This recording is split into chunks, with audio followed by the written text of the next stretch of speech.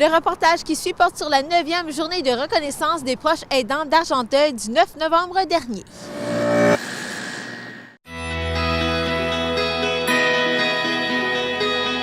Annick Giroux, c'est la 9e édition de la journée de reconnaissance des proches aidants des aînés d'Argenteuil. Décrivez-nous aujourd'hui ce qui se déroule ici au club de golf L'Oasis. Bien oui, on est à notre 9e cette année. Et cette année, c'est les années partenaires. On a toujours une petite année, une plus grosse année.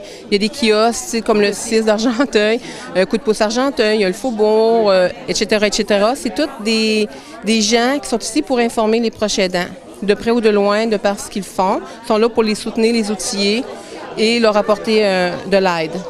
Il y a également une conférence en après-midi. Oui, après le dîner, il va y avoir M. Jean-François Allard, qui est ici. C'est sa 4e fois qu'il vient nous voir. Les gens l'aiment beaucoup. Aujourd'hui, on va parler d'un sujet qui me passionne. Je travaille dans le domaine du développement personnel, mais de l'hypnose particulièrement. Donc, comme enseignant et thérapeute en hypnose. Et aujourd'hui, on va aller vers comment maximiser le pouvoir du subconscient. Comment chaque personne peut avoir accès à plus de capacités dans son cerveau pour améliorer différentes parties de sa vie. Qu'on parle de soit gestion des émotions, sa santé, l'abondance, parce que c'est un peu le cerveau qui gère un peu tout ce qui se passe dans notre corps, des battements de notre cœur, au rythme cardiaque, à la pression artérielle, notre respiration, qui se fait sans même qu'on y pense. C'est géré par la partie inconsciente de notre cerveau. Mais peu de gens savent vraiment comment bien communiquer avec leur subconscient, si je peux dire. Donc aujourd'hui, c'est vraiment la thématique de montrer aux gens comment mieux communiquer avec leur subconscient. Est-ce que vous pourriez nous donner quelques exemples, quelques moyens pour y arriver? Oui, assez simplement. Des fois, c'est pas les outils les plus compliqués qui sont les plus efficaces. Vous savez que vous, moi, tout le monde, on se parle à la journée longue, on se parle dans notre tête. On est constamment en train de se parler. Ce qui est intéressant, c'est que les études montrent qu'on a environ entre 60 et 80 000 pensées par jour qui nous passent. Donc ça, c'est surprenant en soi. Mais ce qui est plus surprenant, c'est que la grande majorité, c'est toujours les mêmes choses. Donc, le subconscient fonctionne beaucoup par répétition. Donc, ce qu'on pense à répétition chaque jour finit par s'ancrer très profondément, un peu comme un clou qu'on cognerait, qui rentre toujours plus profond. Donc, le subconscient fait toujours qu'est-ce qu'il pense qu'on veut. Et comment il fait pour savoir qu'est-ce qu'on veut? Bien, il va écouter qu'est-ce qu'on dit, comment on perçoit la vie, qu'est-ce qu'on se répète. Donc, à partir du moment, l'outil le plus puissant, c'est quand on commence à prendre conscience de comment on se parle dans notre tête, notre discours intérieur, on commence à changer notre réalité. Parce que ça, c'est un peu comme la programmation de base de notre inconscient, ce qu'on se répète tout le temps. Ça peut être des croyances très limitatives, donc je suis comme ci, ou tout le monde est comme ça, ou je suis une personne comme ci, je suis pas ci, je suis pas ça. Et à force de se répéter ça, c'est toujours comme le clou qui entre profondément et l'inconscient prend ça comme une vérité. À un certain point, ça devient une croyance et lorsque c'est une croyance, le subconscient commence à chercher des éléments pour supporter cette croyance et il va faire abstraction de plein de choses pour supporter qu'est-ce qu'on croit. Donc, choisir nos croyances et qu'est-ce qu'on se répète, c'est la chose la plus puissante que je pourrais résumer, là, en gros. Je me rappelle, l'an passé, il y avait une formation, une conférence en anglais lorsqu'il y en avait une en français. Est-ce que c'est le cas encore cette année? Oui, cette année, il va en avoir une. C'est une personne de l'hôpital qui va venir parler des services offerts, justement, aux gens anglophones. Combien y a-t-il de participants aujourd'hui? Aujourd'hui, on est environ 110. Est-ce que c'est une bonne année? Donc, est-ce que vous êtes satisfaite? Oui, je suis satisfaite. On est un petit peu moins que l'année passée, mais comme je vous dis, on a tout le temps une plus petite année, une grosse année. L'année prochaine, ça va faire 10 ans. Fait que l'année prochaine, ça va être encore plus gros.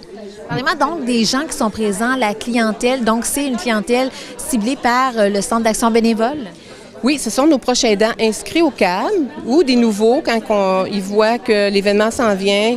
Ils reconnaissent. C'est pour ça qu'on veut reconnaître les proches aidants. Souvent, les gens ne se reconnaissent pas comme tels. Pour eux, c'est normal d'aider, je ne sais pas moi, un conjoint, leurs parents. Puis quand ils viennent me voir, souvent, ils sont rendus à bout. Ils n'ont pas réalisé avant que c'était des proches aidants.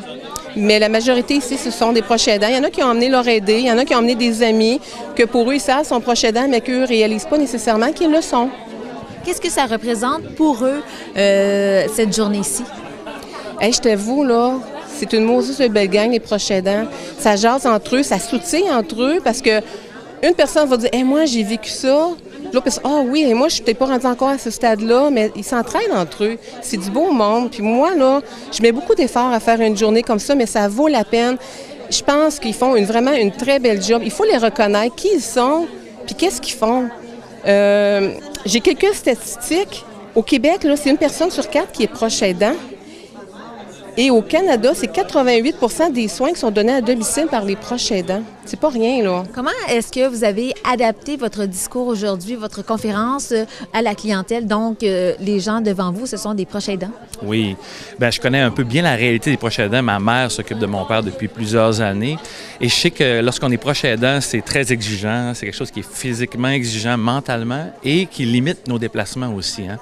Donc, des fois, des grands concepts compliqués, on n'a pas toujours le temps de le mettre en application parce qu'ils sont occupés, dérangés. Donc aujourd'hui, c'est vraiment fait sur 3 choses simples qui comprennent comment le cerveau fonctionne, comment le reprogrammer et comment mettre ça au quotidien avec des petites choses très, très, très, très rapides. Donc c'est vraiment orienté pour qu'ils sortent d'ici et j'aurais fait un petit cahier de travail. Donc ils vont sortir de la conférence avec des outils écrits, un aide-mémoire, ce qui fait qu'à la maison, on va pouvoir réutiliser ça sans avoir besoin de passer nécessairement par un thérapeute en hypnose. Donc, bien sûr, ça place, mais des fois, les gens ne peuvent pas. Différentes raisons, que ce soit économiquement, temps, santé, énergie. Mais là, au moins, ils vont pouvoir le faire chez eux. Et pour aller plus loin, bien, je sais que c'est pas tout le monde qui peut être ici aujourd'hui, hein. Donc, j'ai aussi, je vais leur offrir aussi, mais ça va s'offrir un peu à tout le monde. À partir de janvier, cette conférence-là, je vais la donner gratuitement sur Internet. 3 vidéos de 30 minutes que les gens vont pouvoir venir chercher exactement les mêmes outils qu'aujourd'hui. Au Centre d'action bénévole, qu'est-ce que vous offrez aux proches aidants? Plein de choses, ma chère. Vois-tu, moi, je les informe, je les outille. J'ai des cafés-rencontres. Maintenant, je suis animatrice certifiée en journal créatif. C'est un plus lors de mes cafés-rencontres qu'on a plusieurs sujets qui la colère, la culpabilité, tout ce que les gens peuvent vivre en tant que proche aidant. Et le journal créatif, c'est une forme de... par 3 médiums, l'écriture, le dessin, le collage. On aide à sortir des choses que des fois, ça fait longtemps qu'ils gardent, puis c'est comme un bon exutoire. Des fois, ils sont capables de sortir des choses, puis en même temps, c'est le fun de voir qu'ils sont plus créatifs. Des fois, ils pensent pas qu'ils ont un petit peu de créativité, puis là, ils vont chercher un plein potentiel, puis les gens aiment ça. Est-ce que vous offrez aussi un répit? Via coup de pouce. Nous, on n'offre pas le répit comme tel, mais via coup de pouce, on réfère les gens. S'ils ont besoin de venir à mes activités, ils demandent un coup de pouce et par coup de pouce, ils peuvent avoir du répit. Et puis, qu'est-ce que vous voulez que les gens retiennent de cette journée-ci?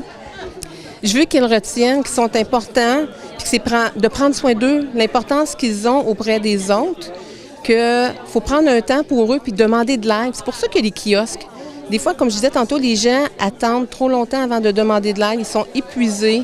Il y en a qui viennent, qui s'isolent. Je pense qu'il faut commencer au tout début de leur proche aidance, de les outiller via les organismes qui sont ici présents.